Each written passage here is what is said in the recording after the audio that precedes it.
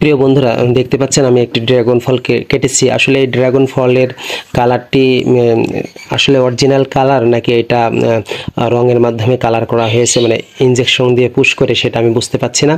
যদি আপনাদের মধ্যে কেউ ড্রাগন ফল সম্পর্কে যাদের ভালো ধারণা আছে বা যারা ভালো বোঝেন, তারা অবশ্যই একটু কমেন্ট করে জানাবেন যে আসলে এই ড্রাগন ফলের যে কালারটি আমরা দেখতে পাচ্ছি, এটা কি অরিজিনাল কালার নাকি এটা ইনজেকশনের মাধ্যমে পুশ করে কালার করা হয়েছে।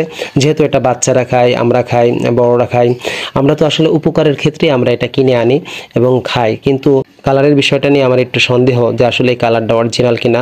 তো অবশ্যই যারা আপনারা জানেন তারা একটু কমেন্ট করে জানাবেন, অথবা যদি আরেকটা বিষয় আমাদেরকে একটু মানে পরিষ্কার করে দিবেন যে আমরা কিভাবে বুঝবো যে এটা অরিজিনাল কালার নাকি এটা হলো আপনার ইনজেকশনের মাধ্যমে পুশ করে কালার করা হয়েছে। যেহেতু আমরা খাবো, হয়তো যেহেতু আমরা নিজেরা খেয়ে থাকি বা বাচ্চাদের খাইয়ে থাকি, তা যদি আপনারা কেউ জেনে থাকেন সেটা যদি কমেন্ট করে আমাদেরকে একটু জানিয়ে দেন, তাহলে সেই ক্ষেত্রে আমাদের জন্য একটু উপকার হয়।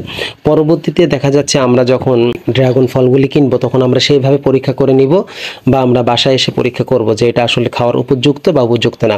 প্রিয় বন্ধুরা, ভিডিওটি অবশ্যই জনস্বার্থে সতর্কমূলক উদ্দেশ্যে ভিডিওটি করা হয়েছে, অবশ্যই শেয়ার করে দিবেন। আপনারা সকলে ভালো থাকুন, সুস্থ থাকুন। আসসালামু আলাইকুম ওয়া রাহমাতুল্লাহি ওয়া বারাকাতুহু।